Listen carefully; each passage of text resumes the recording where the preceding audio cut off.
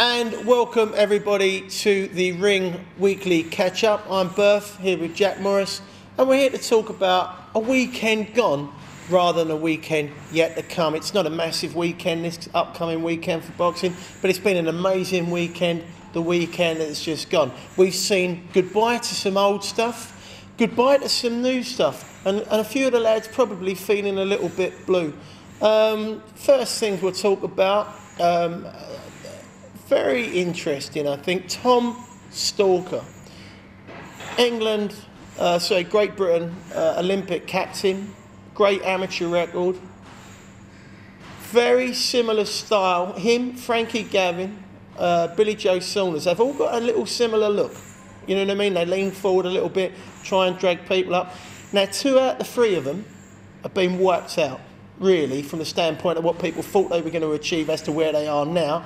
You got one. If Billy Joe Saunders gets knocked out by Chris Eubank, which I don't think he will, but that's not the point, it's not a very big endorsement of the transition of our top-end amateurs to the pro ranks. BJ Saunders different. Frankie Gavin, loved the way he boxes, but this lad Stalker the other day wasn't at the races at all, was he? No, I mean, I think I can see where you're going with the comparisons to a degree. It's that little lean back thing I'm talking about. Yeah, I think Gavin's getting on top of it a little bit more than what Stalker was. I mean, the thing is, whether he looked amateur the other night, I mean, to me as a boxer, I think if you're getting caught when a guy's throwing shots at will and you're getting caught, you put your hands up. That's the first thing you do. What he seemed to do is drop them down lower and stick his chin out even more. Or he did the other thing where he cupped his hands in his gloves and then leant forward anyway. Leant forward, and he, you know, and when he was hitting him, it was like the kid weren't even making his head, you know, weren't even making a dent. Well, he caught that Jack Catterall. He caught him with one uppercut, I think, off the ropes in about round 7. I think it was, that cut his eye, maybe round 6. But you're absolutely right. I was looking at that lad, Jack Catterall, and he didn't really do a hell of a lot more than put a glove up and a shoulder, and that seemed to be enough to get him out of jail. Yeah, very accurate. I think he's quite a deceiving little character, actually. He's very strong, for sure. Strong. He timed his shots perfectly, but like you say, when someone's actually hanging their chin over their front foot, I've never seen it. I've never seen anything as poor as that. I don't know whether he's had a bad night or what his game plan was. What did you think about the corner? What do you think about his corner? What is it Seamus Macklin? I've never seen the guy before. Quite long hair in his corner. That's Matthew Macklin's brother, isn't it? Is it? I think again. I mean, I've heard he's quite a good trainer. Is he? But I've never been out there and watched what he does. But it's. I mean, you can't always blame a trainer for a fight. Well, I don't know. If you're turning around and saying that he's hanging his chin out and he's got his weight on his front leg too much, I'd say you definitely could turn around and say, why didn't someone say that's not a particularly good idea? Because you're getting with someone who's going to bang, they're going to bang you out. And that's what happened the other day. As opposed to saying, what I think the kid was saying is, you've got to throw more shots. To me, that's like simplistic. Yeah, I think it comes to a degree that I don't think he's worked with him long. I've watched other fighters box that he's trained, and they seem all right. Brad Saunders, for instance, who punches very hard. Comes back to the old thing, though, doesn't it? Great fighters make great trainers. I don't think it happens the other way round. I think very good trainers can actually affect the way that people box. But like, I'm not disagreeing with you. I'm agreeing with you fundamentally that the guy's style was absolutely nowhere near it. And so somewhere down the line, someone should have turned around and said, Tom, you don't seem to be the strongest lad in the world. You don't seem to take a particularly great shot. Maybe it'd be better if you boxed off your back foot a little bit more and kept it a little bit longer and only mixed it up occasionally rather than leaning forward all the time. Yeah, but this is the first time that he's been found out. You know, I think, again, a lot of people work on the fact if it's not broke, don't fix it. Not the way that I'd do it, but... No, me neither. I mean, you've got a guy who's captain of the Olympic team, walks into the gym, and all of a sudden you start, you know, really tampering with him. You know, he's going to demand a certain degree of respect. I'm not saying that's right, because I think the trainer should grab hold of the fighter. Well, this comes back to the other thing, right? Now I've said to you, and I'll say it again, Billy Joe Saunders, fantastic boxer, not strong enough. Right? I've said that to you? Yeah. Yeah. Frankie Gavin, fantastic boxer, not strong enough. Tom Stalker, didn't look like a fantastic boxer. I'm being perfect. I'm sure he's a very good amateur boxer. Looked like a nice boxer, definitely not strong enough. And it comes back to the thing I'm always saying, that the conditioning, the physiological conditioning of these guys in the amateur ranks isn't correct to take them over into the pro ranks. And you saw a guy the other day with a couple of minimal movements, right, but very strong kid, took a guy who's boxed at every top-end tournament for the last 10 years in the amateurs and literally ripped his head off in about, what was it, eight rounds, wasn't it? Yeah, 8 rounds, yeah. I mean, I I mean, think, that to me tells you everything you need to know about the conditioning yeah. of the amateur kids. You've had Frankie Gavin end up on the deck against a guy who wasn't in his league as a boxer, but in professional, it don't have to be pretty. And that's the thing I was saying about, I think the Eubanks thing, I think Eubanks have actually mugged themselves off a little bit, and I'll tell you why. Because I think if they'd have left it a little bit longer, he'd have had a much better chance. I think they've done a clever thing, the Billy Joe Saunders lot, 'cause they've got him right at the right time, got him early enough. Just don't reckon he's ready for that jump. Yeah, I think Billy Joe Saunders is going to get stronger. I do see him being a world-class fighter. I understand what you're saying with the strength. I think the same thing. I don't think he's strong enough yet. But I think this Eubanks fight is going to teach him a little bit, because I'm expecting him to touch down early rounds, get back up, and kind of sort of finish the fight strong. But I do believe he's going to be up there. Talking about strength, you said it, you saw at the weekend, a legendary fighter really, who would have never been banged out in 2 rounds, get banged out in Katsidis against Coyle the other day.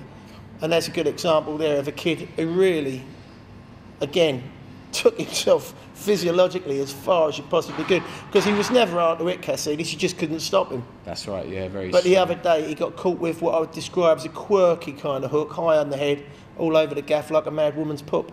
Yeah, I'm not sure whether that would have finished him off back in the early days. No way. Wouldn't have got anywhere near it. But yeah, in fact, I don't think he'd have been able to get the shot off because he put more pressure on you as well. Yeah, the range his legs didn't look great. You know, short, wouldn't it? Yeah, classic example of a spent fighter, to be honest. Yeah, you got to give it to Coyle though. I think he did what he had to do. I believe watching Campbell as well the other night, I think that Campbell will absolutely take Coyle to school. Yeah, I think you'd do better than that. I think no disrespect to Coyle, but you look back at the history of it. The kid that he beat the other day, Buswala. Previous to that, obviously he lost in the fight to the Irish kid who boxed at the weekend.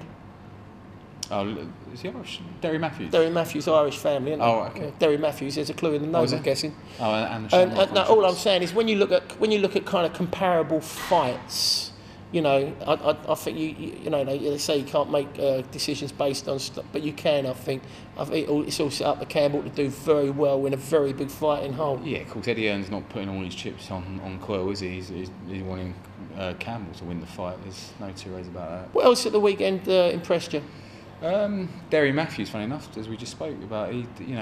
He seems to be a lad who you just can't keep him down. No, people. 1 minute they're saying he's shot, the next minute he's saying he's having a bit of an Indian summer to his career. But I think he's a very professional lad. I think that's what it is as well. Yeah, like you say, very professional. Yeah, he can get beaten, but you never ever see him get beaten and think to yourself, oh, that's definitely the end of it. You always know he's going to come back and kind of reinvent himself again. Yeah, he's one of them guys you can't write off. I think he deserves a big fight now, against Mitchell and maybe even. That's an interesting fight. How would a Mitchell fight end up?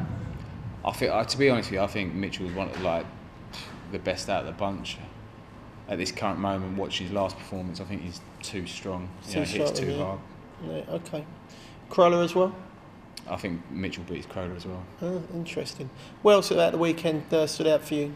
It weren't so much the fight. It was what come off the back of the fight was Martin Murray after beating Dominic Spada, who's now going to fight Golovkin in February. Do you think Murray looked in the best of shape the other day? I heard a couple of people say he looked a little tiny bit fleshy. Yeah, but I mean, he's going to, that's not a fight, Dominic Spada, that's going to, bring him right up. I think. You don't think, obviously the Golovkin fight was hanging on the back of it because the big deal was Golovkin was ringside, they were going to announce that the winner of that was going to be his mandatory, and it was, and they're going to get the fight. That's it, yeah. It was just all going through the motions, I believe. Yeah, and out of the tranche of British middleweights you could potentially throw into the mashing machine that is Golovkin, how does Murray do? I think he does very well. I think surprisingly well. He's a tough kid. I don't see him winning the fight, but I don't see him being blown away in Matthew Macklin style. No, I think he'd go late and give Golovkin probably his hardest fight to date. Well, I think it'd be nice, wouldn't it, to see that kind of be good to see Golovkin stretched a little bit. I mean, everyone's avoiding him. Obviously, Quillen's not having it. He's going to go with the other kid in New York. But it would be good actually to see one of our boys do well against him. I goes out of those. You know, Murray's had big fight experience before, and obviously, you know, personally, I thought he won that fight against the Argentinian kid. But we'll be interested to see how he does. Okay, then we're going to go straight to our competition now, and it's our favourite and yours. No real reason why it sits in this show, but let's look at it anyway. It's the Eastern Bloc Bimbo. Hello everybody, I'm from the Eastern Bloc.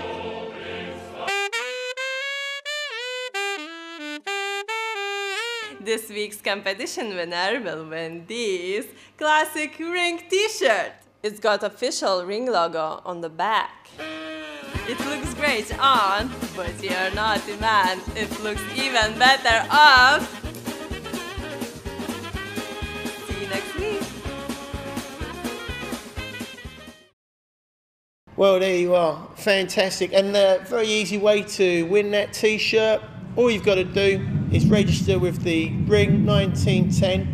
All the registrations that come through on the Ring 1910 up till Sunday night, put your name in the hat, and then if you win the t-shirt, obviously we'll contact you directly. The ring1910.com.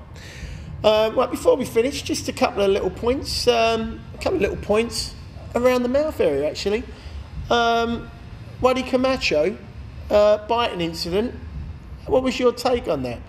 Yeah, I don't think he bit him. That's the first thing, and I think that the gave him a good chinning. Yeah, he's known for digging his chin in. I only found it out on Friday night when I kind of digging his chin into someone's neck and shoulder. And shoulder, yeah. Unusual. It hurts, doesn't it?